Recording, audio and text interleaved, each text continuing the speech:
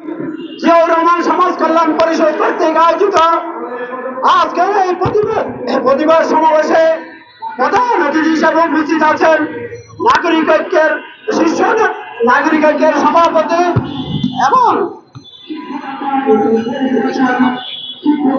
নাগরিক ঐক্যের সভাপতি আমাদের সকলের প্রিয় জনাব মাহমুদুর রহমান মান্না ভাই উপস্থিত আছেন। জিয়াউর রহমান সমাজ কল্যাণ পরিষদের বিভিন্ন পর্যায়ের নেতৃবৃন্দ এবং রকিবুল ইসলাম রিপন সহ জাতীয় নেতৃবৃন্দ, সাংবাদিক ভাই ও বোনেরা, আপনারা আমার শুভেচ্ছা অভিনন্দন গ্রহণ করুন।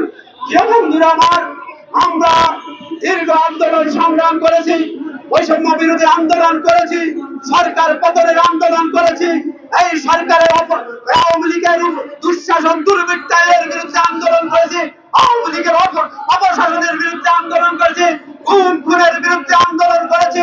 আজকে আমরা যখন দেখেছি ওই বেশিবাদ এবং দশেরী বেগম যখন পালিয়ে গেছে, তখন এক ধরনের আরেকটি বেশিবাদের জন্ম দিয়েছে।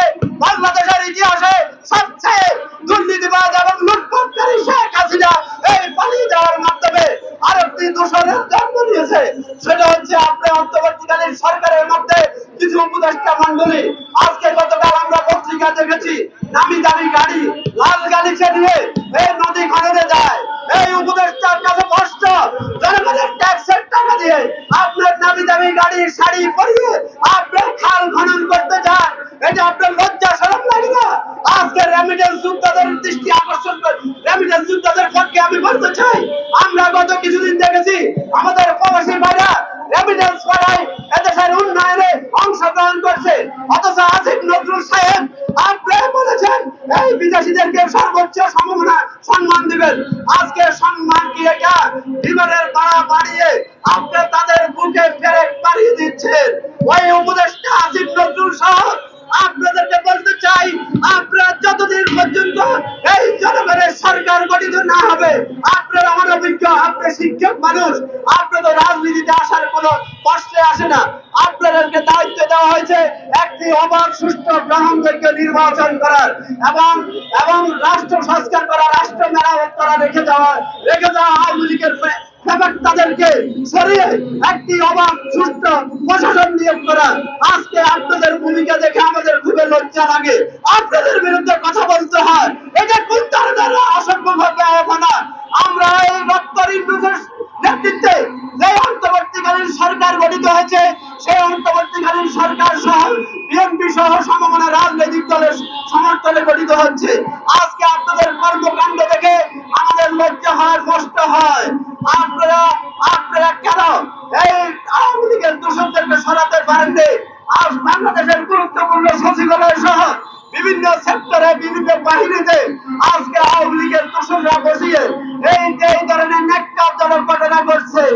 এই শুধু আমার নোয়াখালীর একটা যুব দলের নেতা এই নিরহংকার এবং তার সেই আন্দোলন সংগ্রামে এই আওয়ামী লীগ ফাঁসিবাদের মিথ্যা মামলা হামলা খেয়ে বাস ছাড়া বাড়ি ছাড়া হয়েছে। কিন্তু অত্যন্ত দুঃখের বিষয় এবং পরিতাপের বিষয়, সেই দিন যৌথ বাহিনী, এরা কি যৌথ বাহিনী, এরা কি রাষ্ট্রীয় বাহিনী? আমি মনে করি এটা আত্মঘাতী, এটা এটা এটা এটা একটা ভয়াবহ ষড়যন্ত্র। এই আওয়ামী লীগ রেখে গেছে যে ধরনের প্রশাসনিক কর্মকর্তারা, তাদেরকে আজকে তারা বিএনপির নেতা কর্মীদেরকে টার্গেট করে তাদেরকে হত্যা করা হয়েছে এবং তারা কি আমাদেরকে ভয় ভীতি দেখাচ্ছে আওয়ামী লীগের মতো যে উপদেষ্টারাও আজকে রাষ্ট্রীয় বাহিনী কেন একটা তাজা বুকের এই যুব দলের নেতাকে হত্যা করবে? আপনারা সেদিন দেখেছেন কুমিল্লাতে এই তহিদকে হত্যা করেছে। এই তহিদের নামে ওই এলাকার একটা শান্ত শিষ্ট এবং রাজনৈতিক কর্মী, তার পরিচয় হচ্ছে সেই যুব দল করে, তাই বলে তাকে ধরে নিয়ে তাকে ওখানে নির্মম ভাবে কি বিভৎস অবস্থায় নৃশংস হত্যা করেছে। এই হত্যার বিচার করতে হবে। এই হত্যার যদি বিচার না করা হয়, আমরা পরদিন দেখেছি ওই কমান্ডারের দায়িত্ব থাকা কমান্ডারকে সরিয়ে দেওয়া হয়েছে, তাকে সরিয়ে দিলে হবে না। আপনারা সেনাবাহিনী বলে আপনাদেরকে বিচার করা যাবে না কেন? আপনাদেরকে আইনের আওতায় নিতে হবে। আমরা অতীতে দেখেছি এই সেনাবাহিনীর প্রধান আজিজের ভূমিকা দেখেছি।